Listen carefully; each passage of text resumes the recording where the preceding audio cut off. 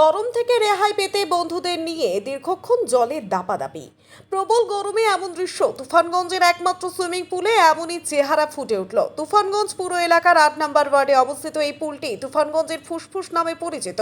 কাঠফাটা গরম পড়তেই সুইমিং পুলের আনন্দের নিঃশ্বাস ফেলতে ভিড় করছেন কচিকাঁচা থেকে নির্বিশেষে যুবক যুবতীরা।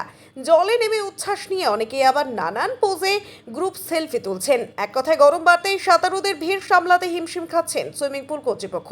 তুফানগঞ্জের পাশাপাশি আলিপুরদুয়ার, দিনহাটা, মাথাভাঙা নিম্ন অসম অঞ্চলের মানুষজনও আনন্দের ভাগ নিতে ছুটে আসছেন। সম্প্রতি দক্ষিণবঙ্গের পরে উত্তরেও বেড়েছে উত্তাপের পারদ। জেলা জুড়েই শুরু হয়ে গিয়েছে গ্রীষ্মের দাবদাহ। তুফানগঞ্জের তাপমাত্রা পৌঁছেছে 40-এর কাছাকাছি। সূর্যের চোখ রাঙানিতে কার্যত রাস্তায় বেরোনোই দায় হয়ে দাঁড়িয়েছে আমজনতার। স্বস্তির খোঁজে অনেকেই তাই ঘর ছেড়ে বেরিয়ে সুইমিং পুলের উপর ভরসা রাখছেন।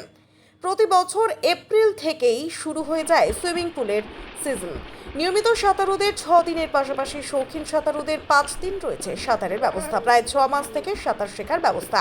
প্রতিটি ব্যাচ 1 ঘন্টা করে ওয়ার্ম আপ করে জলে নামার পর অভিজ্ঞ ট্রেনাররা হাতে কলমে শিখিয়ে দেন সাঁতারের খুঁটিনাটি। গরমে সুইমিং পুলে এসছো, কি বলবে?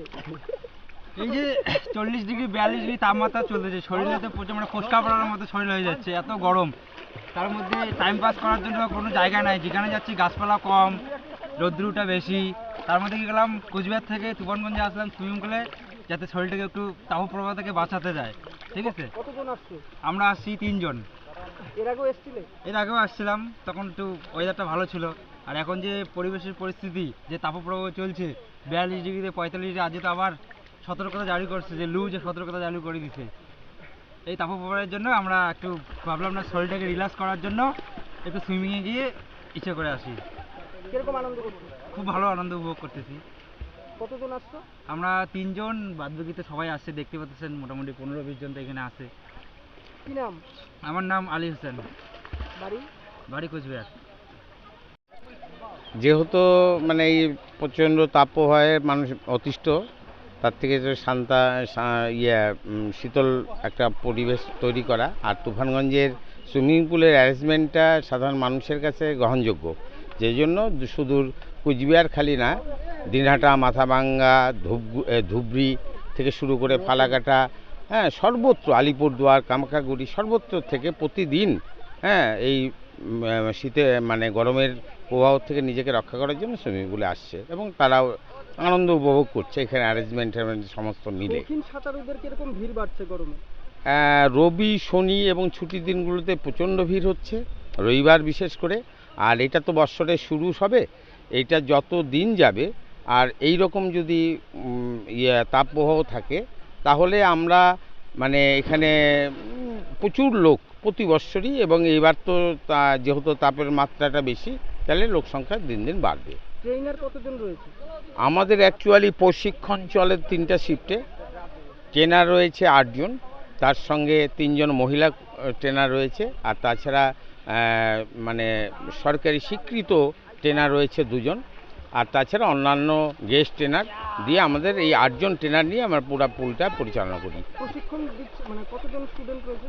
এখন পর্যন্ত 200 হয়ে গেছে। এটা এই যেমন যত দিন যাচ্ছে, মে মাসে, এটা হচ্ছে এপ্রিলে যখন শুরু, তখনই 200।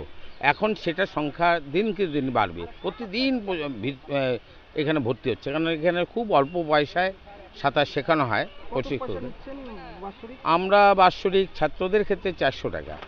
হ্যাঁ, এই 400 টাকা দিয়ে এটা বোধহয় রেকর্ড। আমরা এত অল্প পয়সা দিয়ে, যেহেতু এখানে মফস্বল শহর, এই শহরে বেশি পয়সা ধরলে পারে হয় মানে সম্ভব না। আর সাঁতারটা আমাদের প্রতি মাসে 400 টাকা, আমরা 6 মাস চালু রাখি, এপ্রিল টু সেপ্টেম্বর। না না না, প্রতি মাসে নেওয়া হয়। যেহেতু এটা দরিদ্র মানে নিম্নবিত্ত, মধ্যবিত্ত, ইয়াদের জায়গায়, হ্যাঁ হ্যাঁ, অক্টোবর টু মার্চ পর্যন্ত সুইমিং পুল বন্ধ থাকে।